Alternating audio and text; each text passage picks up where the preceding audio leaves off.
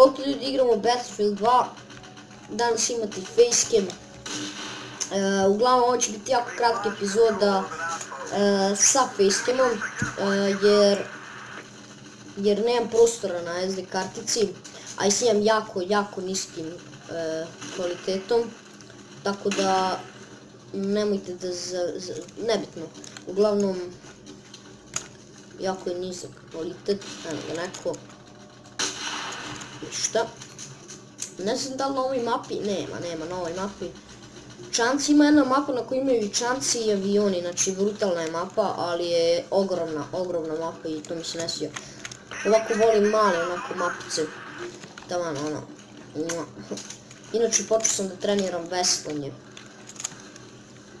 I jako je dobro. Ne pati. Ovdje sam sad pogodio kamion, a ne njega. Ok, ovdje sam promašio sve kompletno. Inače, bio sam snimao, ovdje sam se bio popeo. Na tu skalu, šta li je, sad će vidite. Tačno tu i tu smo bili.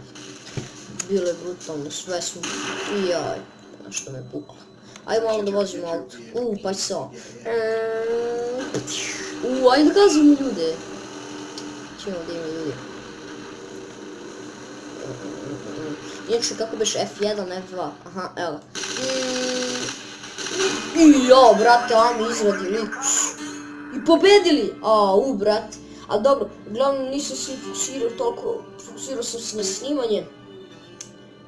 Pošto imao sam 3-4 pokušaja, zbog facecama. Tako da ljudi, hvala na gledanju, vidimo se u sljedećoj epizodi. Pozdrav!